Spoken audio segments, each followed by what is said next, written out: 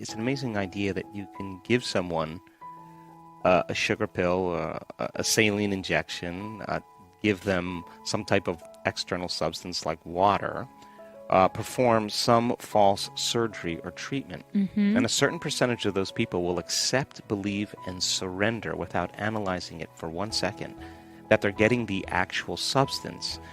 And their body begins to make their own pharmacy of chemicals that match the exact thing they think they're taking. So then, is it the inert substance, the placebo, that's doing the healing, or is it the body's innate capacity to heal? And so then, that water, the pill, the saline injection is a symbol. It's a symbol of possibility.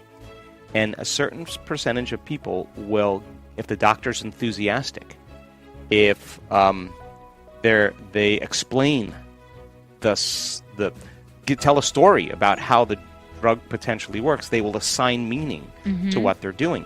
I mean, more than 80% of people that are in a triple-blind placebo study for depression that are given a placebo, that's 4 out of 5 people, respond as well as the people that are taking the antidepressant.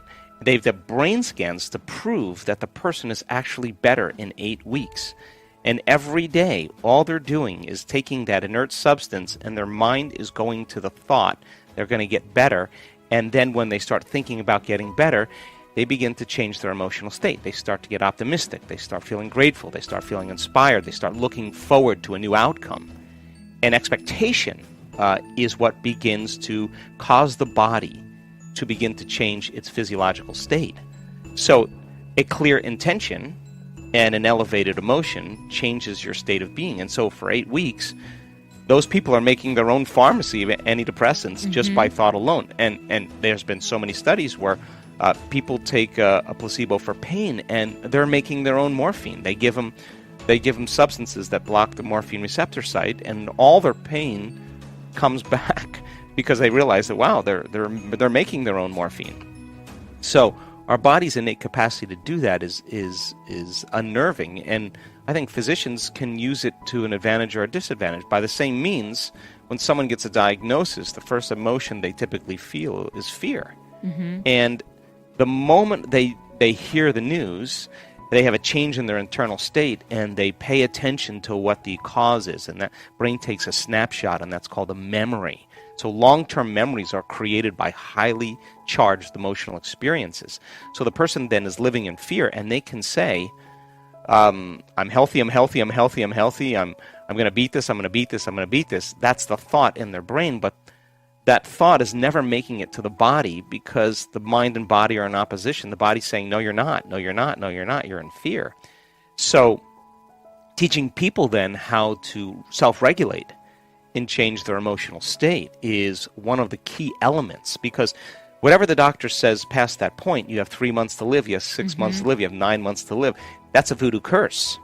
And people there's been so many studies to show that people usually die right around that time because they believe it. That programs their autonomic nervous system into that outcome. So a doctor who will sit down with a person and connect with them and say, I absolutely believe that it can be done. I may not know how, but I'm going to support you in doing that. I think that gives the patient, it empowers the patient to all of a sudden have support, because that white lab coat is a very strong symbol of authority, right? And so for sure. Disapproval, of course, closes down possibility for people. And I think this is such an amazing time in history because so many different paradigms are breaking down because information is so readily available. I mean, 50 years ago, you went to your doctor and she said, you have this condition, we need to take this organ out, and if we're in there and this organ's not working, we're going to take that out too. And most people would say, oh, thank you, and they'd sign on the line. Yeah. And fast forward to today, you get a diagnosis, and the first thing that happens is people go home and they research it. They have information. They have access to information, and they show up at their doctor's office and they say, well, I want to try this therapy or I want to try that. And the doctor may say, I don't know anything about that, or that doesn't work. And people are saying, really? Time to find a new doctor. Like, I want somebody that is going to work with me. And there's great research to show that when people feel good about their doctor, feel good about what they're doing, the feeling good about it is such an important element, and it may not be a linear path, but at least you're moving in a certain direction. And then, try it out for 3 months or 6 months. Do all the things you need to do. Get your body emotionally in balance. Get it physically in balance. Get it chemically in balance. And let the bodies return back to homeostasis. And all this extra energy that the body now has can be utilized for growth and repair.